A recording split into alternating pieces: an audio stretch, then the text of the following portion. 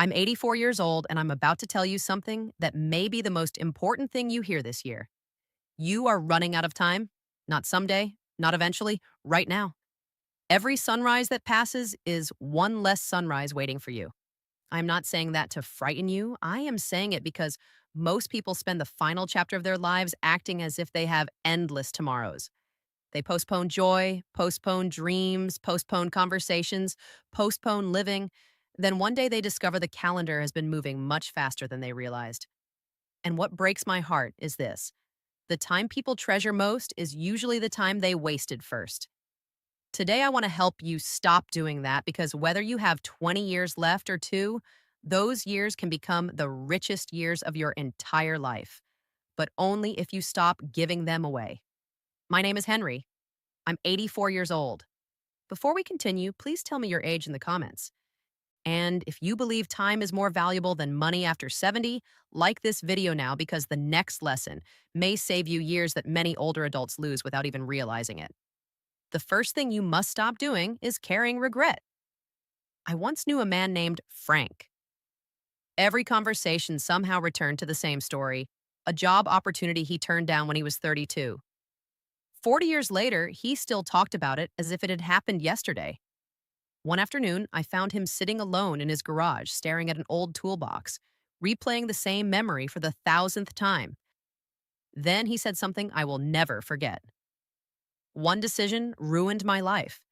But the tragedy was not the decision. The tragedy was that he spent 40 years serving a life sentence for a crime that no longer existed. One mistake rarely destroys a life. Living inside it often does.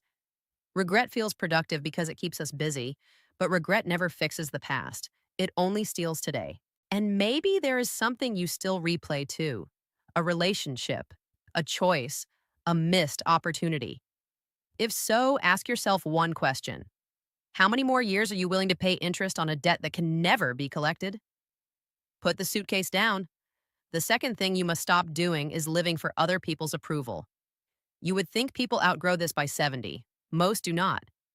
I knew a woman who wanted to learn painting for decades. She talked about it constantly, then she would laugh and say, "People my age don't do that." One day, her grandson asked her a question that changed everything. "Grandma, who made that rule?" She had no answer. A month later, she enrolled in a class. Her first paintings were terrible. She knew they were terrible. Everyone knew they were terrible, but she smiled more during those 6 months than she had in years. She made friends, found purpose, started waking up excited again. Most of the limits in our lives were never locked doors, they were imaginary fences. And maybe there is something you still want to do, something you keep postponing because you worry what others might think.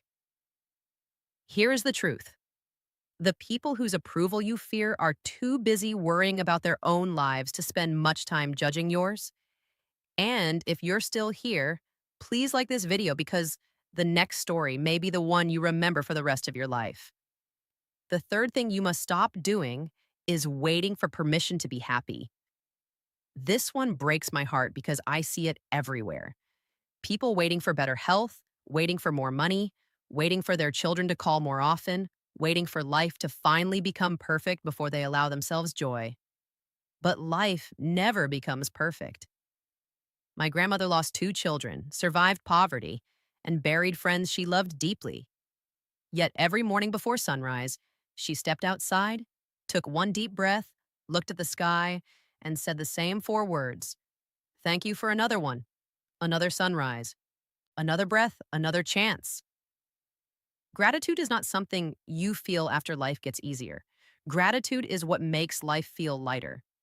The happiest older adults I have ever met were not the luckiest. They were the most grateful. Then something happened that taught me an even bigger lesson. A woman named Margaret spent nearly 10 years chasing a relationship with her daughter. 10 years of unanswered calls, unopened letters, rejected invitations. Her entire life became centered around one person who no longer wanted to be there.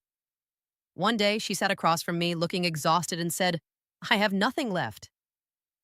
And honestly, she was right.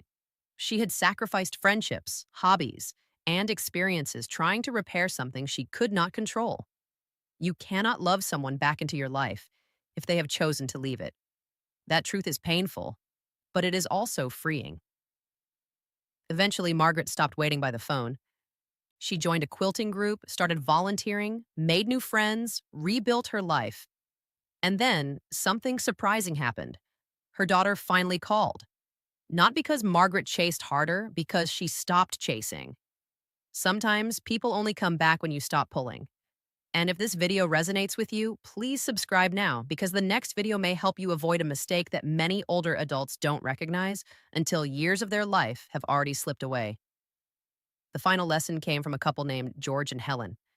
They had been married 51 years. Helen dreamed of seeing the ocean just once. She had never seen it. Every year, George promised, next year, when the truck is paid off, when the bills calm down, when life gets easier. Next year became their favorite excuse.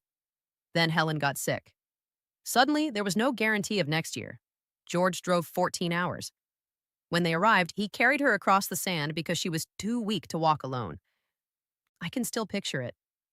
The wind, the waves, Helen sitting quietly, tears running down her face as she looked at the ocean for the first time. Then she turned to George and asked one simple question. Why did we wait so long? He never had an answer because there was no good answer. There never is. Next year is where dreams go to die. Helen passed away 4 months later. George told me those 3 days were the best days of their entire marriage, not because they were extraordinary, because they finally stopped postponing joy. And maybe you have an ocean too. Maybe it is not a beach. Maybe it is a phone call, a trip, a friendship, a hobby, a dream you keep pushing into the future. Stop waiting. The calendar does not negotiate. Time does not slow down. One day the opportunity becomes a memory you never created. So eat the good meal, take the trip, watch the sunset, call the friend, plant the flowers, start the project. Because after 84 years, I can tell you this with complete certainty. The richest people are not the ones who own the most. They're the ones who collected the most moments while they still could. Subscribe now because the next video may help you protect the years you have left before they quietly slip away. I'm Henry, and I'll see you in the next video.